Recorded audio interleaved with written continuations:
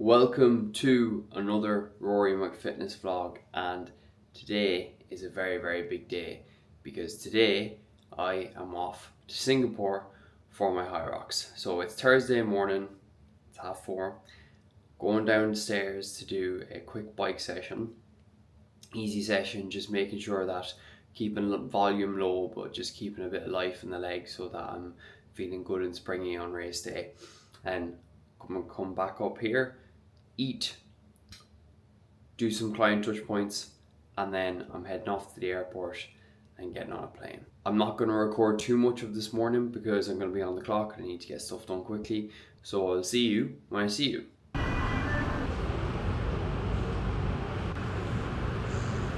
Okay, so it's about 7:30 now. Taxi is about to arrive for me to head to the airport. Woke up, done my workout, been responding to clients, prepped my food, finished off kind of packing my bags. There's a few bits I couldn't pack until the last minute, and I will catch you in the airport.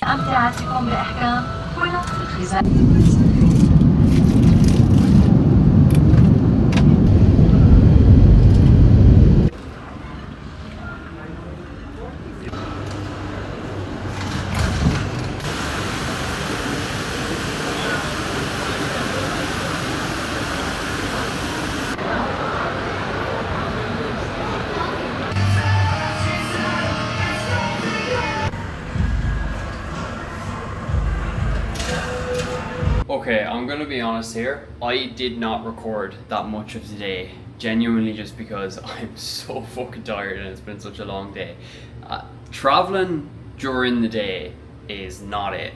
100%, anytime I'm getting a long haul flight, and that was what I had originally planned, you are better off going through the night, because I know you are tired when you arrive, but you get some sort of sleep, whereas when you go through the day, it's just the entire day is gone, and then I've arrived here, I'm 3 hours ahead. So I woke up at like 4 a.m. this morning.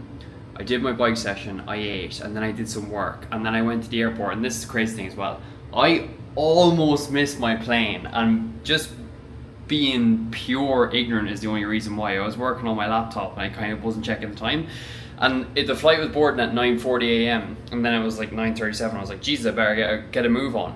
There was no one left. I was the last person getting on, and they had to like open up the thing for me again. And when I got on the plane, your mom made a joke to me. He was like, "Oh, you're Roy McCormick, we've been looking for you." So yeah, that was something. But then obviously flight, and then once I landed, I had stuff I had to do once I got my bag, like, because it's basically the entire day I haven't been able to do any work. So I did some work in the airport, took a bit of a walk around. Crazy airport. Obviously I showed some of the videos there, but it doesn't really show it as good as it is.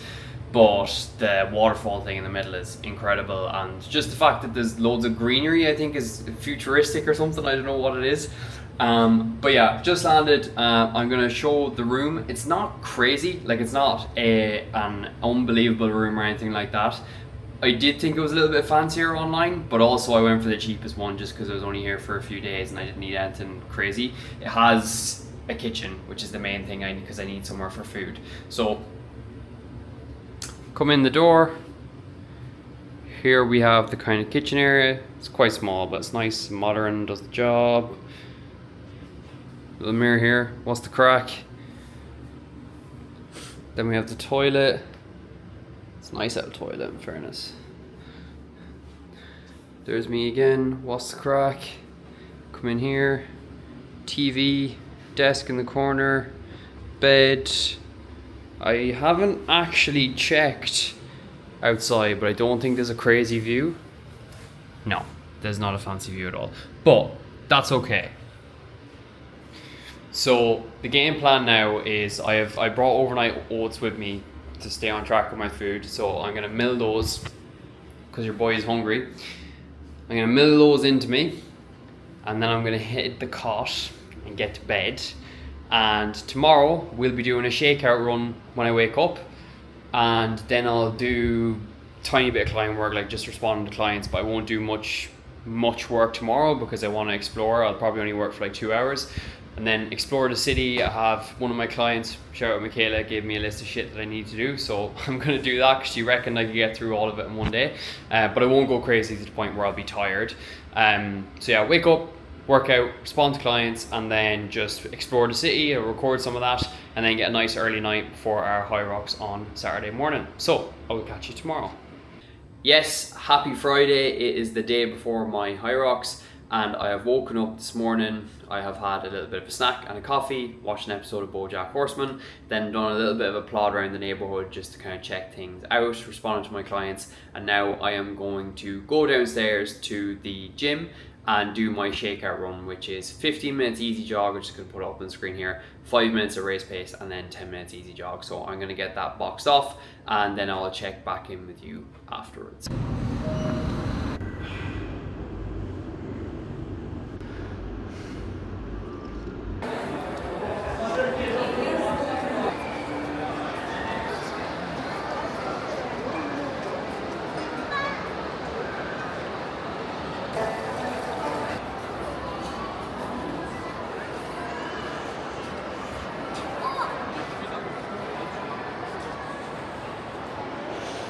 I'm in a place called Flower Dome at the moment, and this place is absolutely mind-blowing. It's so beautiful, and I'm going to be checking out Cloud Gardens after as well. Singapore is so cool, like such a cool place. There's so much greenery for a city, like even in the airport there was so much greenery. It's just very aesthetically pleasing place, and the culture is so cool, and the people are so friendly and kind. Definitely a place worth visiting so far. So I'll overlay a few more clips of the flowers and the Cloud Gardens, but this is unreal.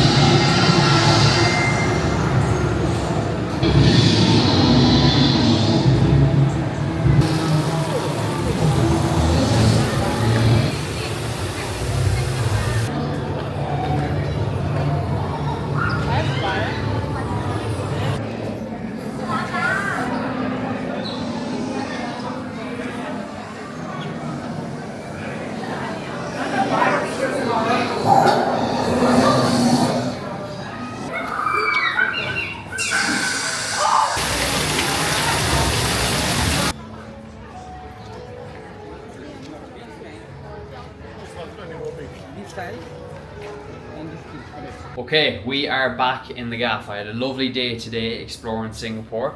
I went to Flower Dome and Cloud Forest, both absolutely breathtaking. Fucking hell. Cloud Forest specifically had a Jurassic Park exhibit on, and there were dinosaurs and pterodactyls that were obviously not real, but looked incredibly real and moved like they were real. I had never seen anything like it. Like, it was fucking mind-blowing. Obviously I overlaid some of it anyways in the video, so you've seen it, but like crazy, so crazy.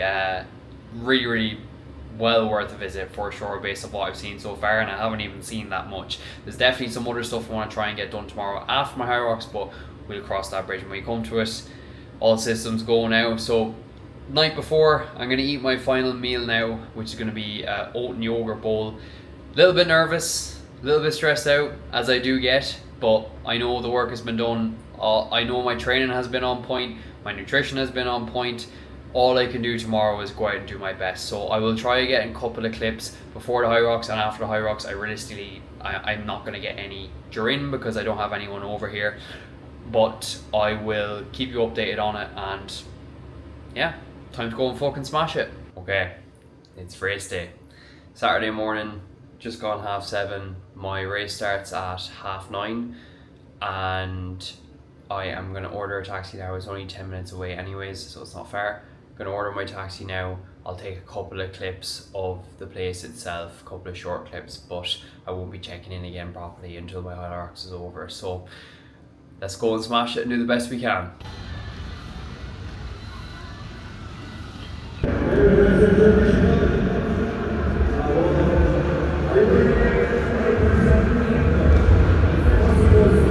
Hopefully the camera camera can hear me properly because it's really loud in here.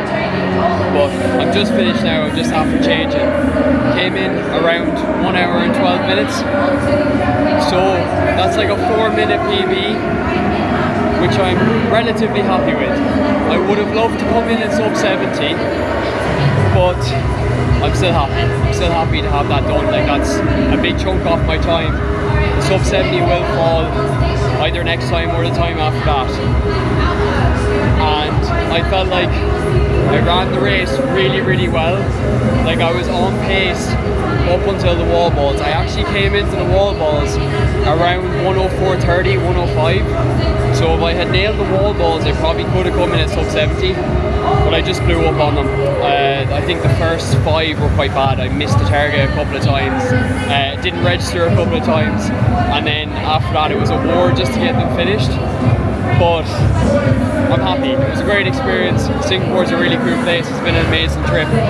So I'm going to go on a bit of recce now, because there's some cool stuff around here. I'm going to do a bit of exploring, because there's a couple of challenges, check out the shop and shit like that. And then maybe do a little bit more of exploring of Singapore itself afterwards. But still going to take it semi-easy today because I am tired. My flight is at like 12:30 this evening. It just suited me better to get a late night flight. And because of the shit that's going on in Dubai, there isn't actually that many available flights at the moment. So I'm going to do a recce around here, check out some of the stuff, then maybe do 1 or 2 touristy things if I have time, and then yeah, I'll catch you in a bit, hopefully show you some stuff. But happy with that. 4-minute PB, so we will take it.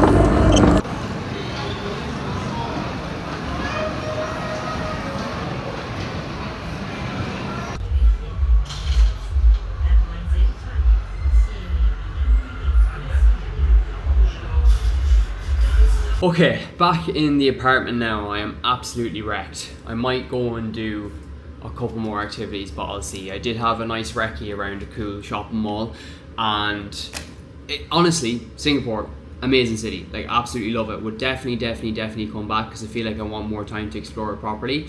But even the shops are amazing. Like, I overlaid some of them on screen there, but like, the shoes were crazy. You never would see those sort of shoe shops in Ireland.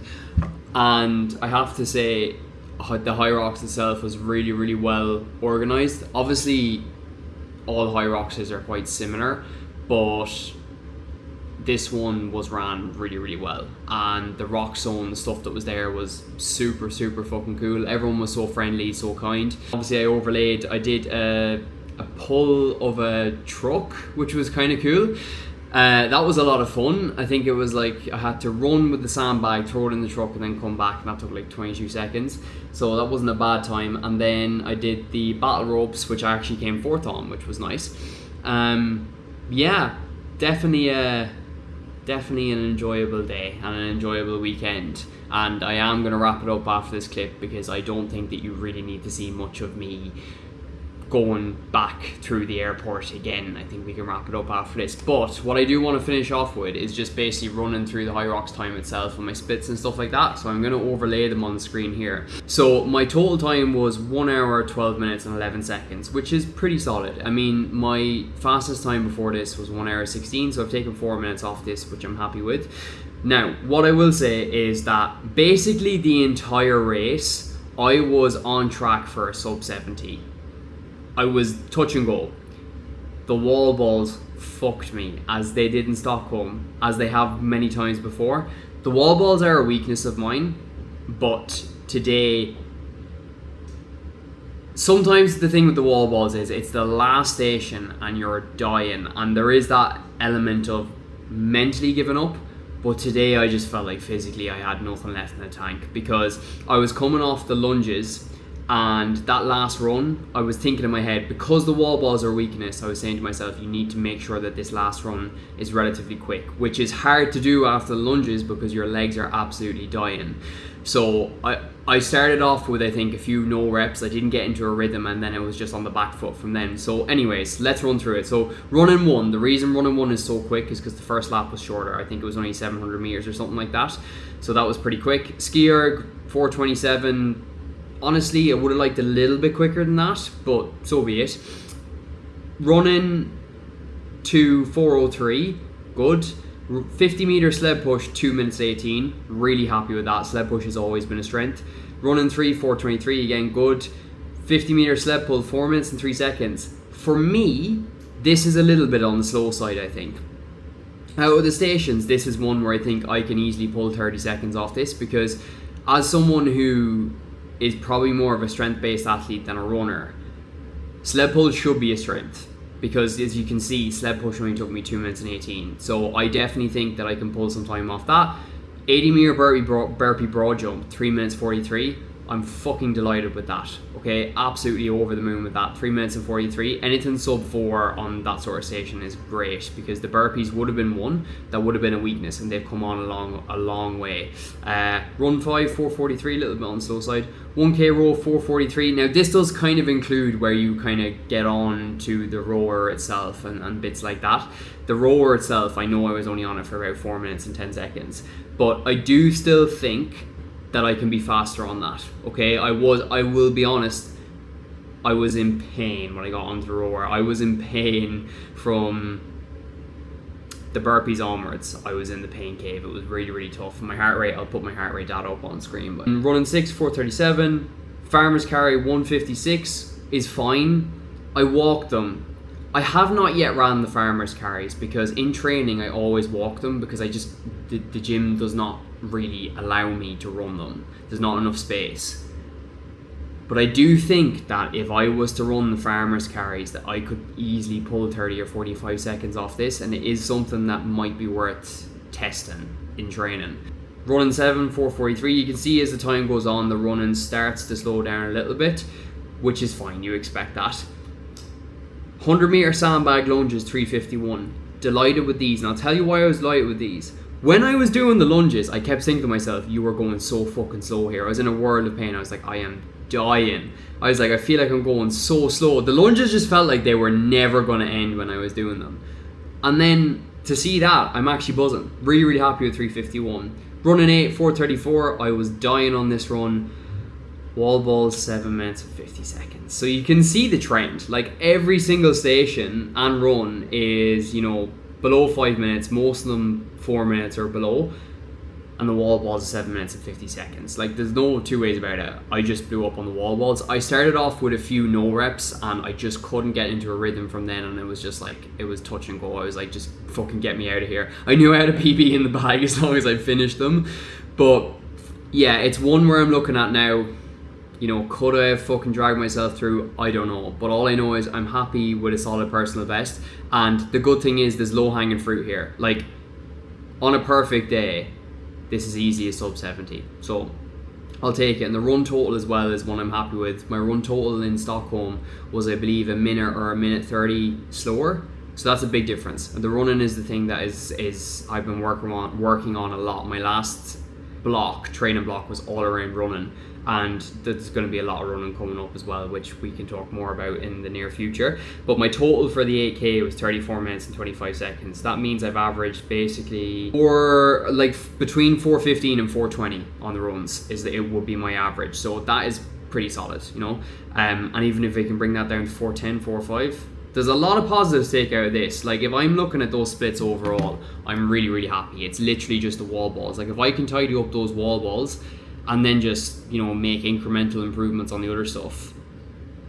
109, 107 even in the next 4 or 5 months, 100% less. But I haven't actually got a new HYROX booked in yet, so I need to plan that out. But before I wrap up, I have my 10k race on April 26th. I want to go sub 40 in that. It's going to be a stretch, like it's going to be touch and go, but I think if I can settle back in my running really well for the next 2 weeks, because I'm going to be tired now after this, I think I can do it. I think I could do it. And sub 40 10k is like fucking good. Like that's good running if you can do a 10k in under 40 minutes. So that would be sick. And then on the 15th of May, I have a backyard ultra. Oh, the crazy thing is, so obviously a lot of people aren't going to know this, but my backyard ultra, so if you're watching this, you probably won't understand what an A, B, C race is. So when you're planning out your races, you generally have races that are like, this is an A race, this is a B race, this is a C race. So A race means this is the most important race. B race means this is important, but it's not as important as the other one. And C race is I'm kind of doing this for the sake of it, like to just for fun more than anything. And this is an A race. So HYROX Singapore was an A race. The 10k race is an A race. Backyard Ultra is down as a B race. So it's down as a B race, but it's a fucking ultra marathon. So I actually amn't insanely prepared for it as of yet. Like I've been doing loads of running, but I haven't been doing insane, like slow. My running, I've been doing a lot of fast running basically, but I haven't done insanely high amounts of volume at slow paces. But that is what I'm going to be doing more of over this next 5-ish weeks in the lead up to the ultra. So it's going to be straight in a few days, probably have a day or a couple of days rest, but it's going to be another heavy training block. And then that will bring me up to the middle of May. And then after the middle of May, I'll probably take a month or so where I'm a little bit more laid back with my training, not taking it super seriously before pushing on towards the summer and the back end of the year, because sometimes it's good to have seasons like that when you're racing all the time. So it'll probably take like 2 or 3 months without a race basically. But yeah, that's the game plan. Enough of me waffling. Jesus, that was a long clip there. Thank you very much for watching. I'm gonna end this here. Genuinely, if you enjoy the vlogs, please like, subscribe, and sharing goes a long way. Share to a friend, share on your Instagram story. I know that's something where people are like, oh, you know, I don't want to share. Like, if you are a client or friend and you really enjoy the vlogs, like sharing to your Instagram story genuinely goes such a long way, because YouTube is hard. YouTube takes so much time and there's so little benefit at the start. That's my ask to you, but if you enjoyed the vlog, please drop us a like, comment, subscribe, and I will catch you in the next one.